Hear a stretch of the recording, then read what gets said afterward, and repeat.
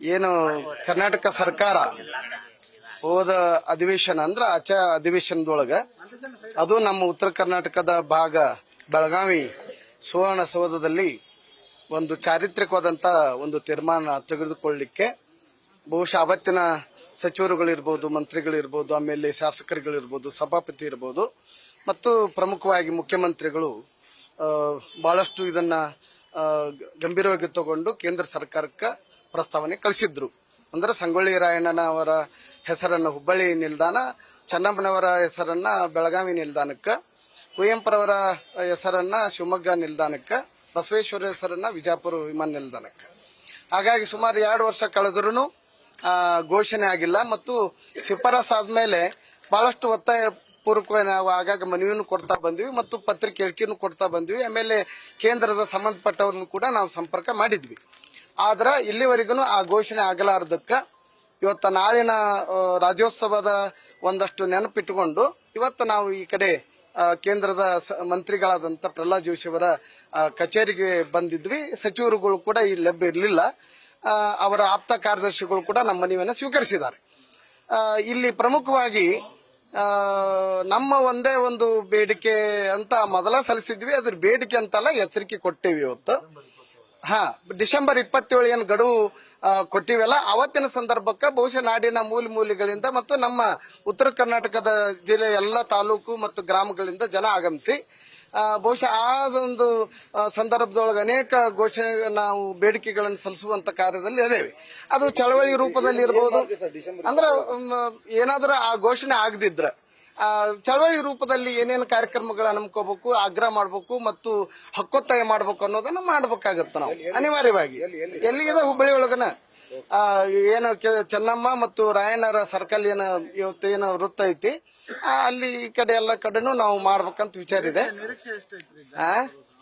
ನಿರೀಕ್ಷೆ ಬರ್ತಾರಿ ಮತ್ತೆಲ್ಲ ಜನ ಅಭಿಮಾನ. ನೀವು ಕಿತ್ತೂರು ಉತ್ಸವದಲ್ಲಿ ಮುಖ್ಯಮಂತ್ರಿ ಸಿದ್ದರಾಮಯ್ಯನವರು ಕೂಡ ಹೇಳಿದ್ರು, ಇಲ್ಲ ನಾವು ಕೇಂದ್ರ ಸರ್ಕಾರಕ್ಕೆ ಶಿಫಾರಸ್ ಮಾಡಿದ್ವಿ, ಅವ್ರ ಘೋಷಣೆ ಆಗಿಲ್ಲ, ಅದು ನಮ್ ಖೇದಕರ ಅಂತನೂ ಕೂಡ ಮುಖ್ಯಮಂತ್ರಿಗಳು ಕಳವಳವನ್ನ ವ್ಯಕ್ತಪಡಿಸಿದ್ರು.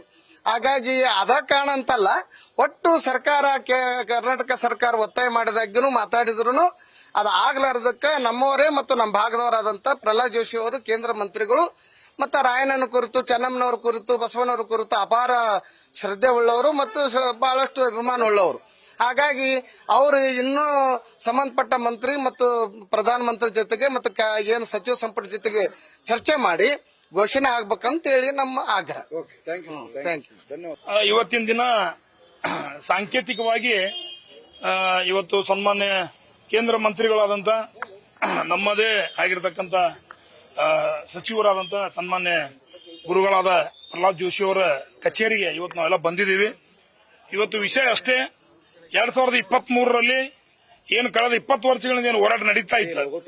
ಉತ್ತರ ಕರ್ನಾಟಕ ಭಾಗದ ಇಬ್ಬರು ಸ್ವತಂತ್ರ ಹೋರಾಟಗಾರರು, ಕರಾವಳಿ ಭಾಗದ ರಾಷ್ಟ್ರಕವಿ ಕುವೆಂಪು ಅವರು, ಕಲ್ಯಾಣ ಕರ್ನಾಟಕ ಭಾಗದ 12ನೇ ಶತಮಾನದ ಮಾನವತಾವಾದಿ ಜಗಜ್ಯೋತಿ ಬಸವಣ್ಣವರ ಹೆಸರು, ಈ 4 ಹೆಸರುಗಳನ್ನು ಈಗಾಗಲೇ ಕರ್ನಾಟಕ ವಿಧಾನಮಂಡಲದಲ್ಲಿ ಡಿಸೆಂಬರ್ 2023 14ನೇ ತಾರೀಕಿನ ದಿನ ಚರ್ಚೆ ಆಗಿ ವಿರೋಧ ಪಕ್ಷ ಮತ್ತು ಆಡಳಿತ ಪಕ್ಷದವರೆಲ್ಲರೂ ಸೇರ್ಕೊಂಡು ಯಾವ ರೀತಿ ಬೆಂಗಳೂರು ವಿಮಾನ ನಿಲ್ದಾಣಕ್ಕೆ ಕೆಂಪೇಗೌಡರ ಹೆಸರು ನಾಮಕರಣ ಮಾಡಿ ಕೇಂದ್ರಕ್ಕೆ ಶಿಫಾರಸು ಮಾಡಿದ್ರು, ಅವಾಗ ಏನು ಒಂದೇ ವರ್ಷದಲ್ಲಿ ಅದನ್ನು ಅನುಮೋದನೆ ಮಾಡಿರ್ತಕ್ಕಂಥ ಆಗಿನ ಕೇಂದ್ರ ಸರ್ಕಾರ. ಆದ್ರೆ ಇವಾಗ ಕಳೆದ 2 ವರ್ಷಗಳು ಬಂದ್ರೂ ಕೂಡ ಇನ್ನೂವರೆಗೆ ಕೆಲಸ ಆಗ್ಲಿಲ್ಲ. ಮೊನ್ನೆ ತಾನೇ ಈ ನಾಡಿನ ಮುಖ್ಯಮಂತ್ರಿಗಳಾದಂತಹ ಸನ್ಮಾನ್ಯ ಸಿದ್ದರಾಮಯ್ಯನವರು ಇದೇ ನಮ್ಮ ಬ್ರಿಟಿಷರ ವಿರುದ್ಧವಾಗಿ ಹೋರಾಟ ಆಗಿರತಕ್ಕಂಥ ಕಿತ್ತೂರು ಉತ್ಸವದಲ್ಲಿ ಅವರದೇ ನುಡಿನಲ್ಲಿ ಕೇಂದ್ರ ಸರ್ಕಾರ ವಿಳಂಬ ಮಾಡ್ತಾ ಇದೆ ಅಂತಕ್ಕಂಥ ಮಾತುಗಳನ್ನ ಅವರು ಹೇಳಿದ್ದು. ಅದಕ್ಕೆ ಇವತ್ತು ನಾವು 31ನೇ ತಾರೀಕು ಅಕ್ಟೋಬರ್ ನಾಳೆ ಎಲ್ಲರೂ ನಾವು ರಾಜ್ಯೋತ್ಸವನ ಆಚರಣೆ ಮಾಡ್ತಾ ಇದ್ದೀವಿ.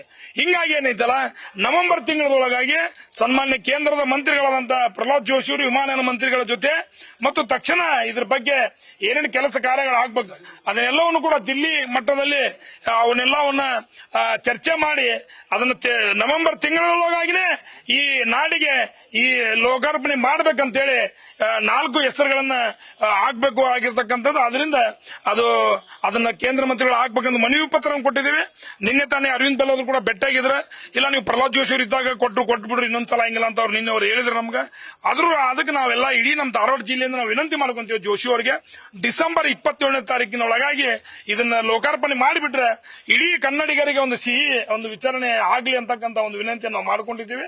ಇದಾದ ಮೇಲೆ ಇದೊಂದು ಮುಂದಿನ ಹೆಜ್ಜೆ ಸ್ವಾಮೀಜಿ ಅವರು ಹೇಳದಂಗ, ನಮ್ಮ ಶಿವಳ್ಳಿ ಅವರು ಹೇಳದಂಗ ಡಿಸೆಂಬರ್ 27ರ ಒಂದು ರೂಪರೇಷೆಗಳನ್ನ ಅವರೆಲ್ಲ ಅವ್ರ ನಾಯಕತ್ವದಲ್ಲ ನಾವು ತಯಾರು ಮಾಡ್ತೀವಿ.